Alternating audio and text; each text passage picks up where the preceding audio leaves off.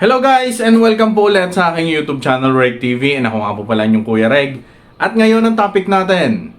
So babalik nga ba yung taong nang iwan sa'yo kung gagamitan mo siya ng no contact rule? Diretsong sagot, oo.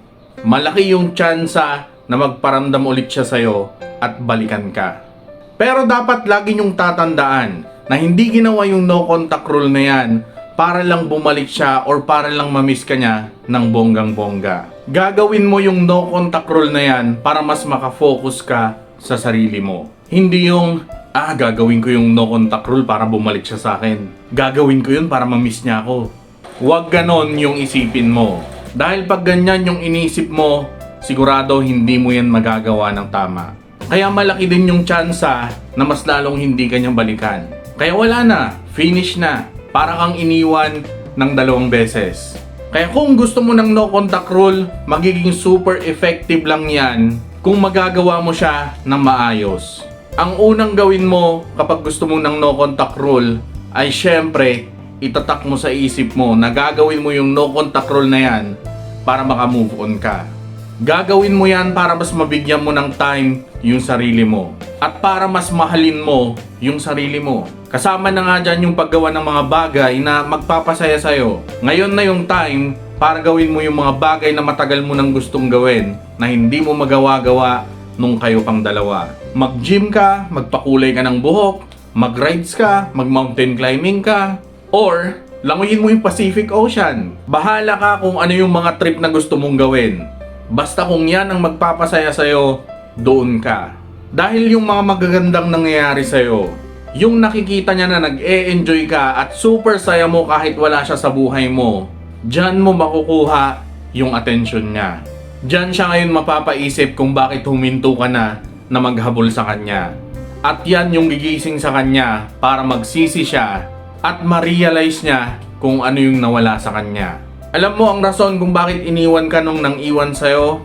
Dahil feeling niya kilalang kilala ka na niya. Feeling niya wala nang bago sa'yo. Boring ka na. Kaya parang wala nang spark. Kaya dahil sa no contact rule, dyan babalik yung curiosity niya. At dyan siya magugulat dahil may mga bagay pa pala na hindi siya alam tungkol sa'yo. At dahil dyan mas lalo kanyang iisipin. Dyan niya maiisip ngayon kung ano yung mga nagawa niyang kasalanan sa'yo. Kaya mapapansin mo, siya na ngayon yung kokontak sa'yo. Pero mahalagang tandaan nyo na hindi nyo ginagamit yung no contact rule na yan para saktan yung ex nyo or para manipulahin siya. Ginawa nyo yan para mas makafocus kayo sa sarili nyo. Para mailabas nyo kung ano yung pinaka-the best na version ng sarili nyo. Ginawa mo yan para mas mahalin mo yung sarili mo.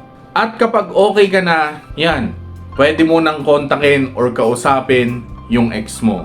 Kung may gana ka pang kausapin siya or may gana ka pang kontakin siya. Dahil sa stage na yan, dyan mo na mararamdaman na parang natatawa ka na lang sa sarili mo dahil hindi mo ma-imagine kung bakit habol ka ng habol sa kanya noon. Bakit halos magunaw na yung mundo mo nung iniwan ka niya.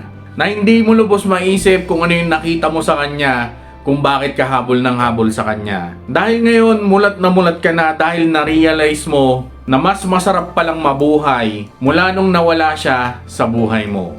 Kaya mahalin nyo yung sarili nyo. So yun, Reg TV nga po pala and short video lang to kasi dinagdag ko lang to sa last upload natin na tungkol sa no contact rule.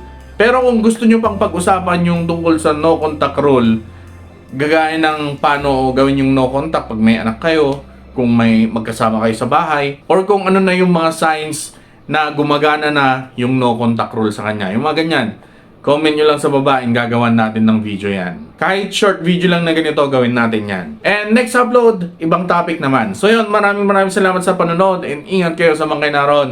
God bless, peace, and goodbye.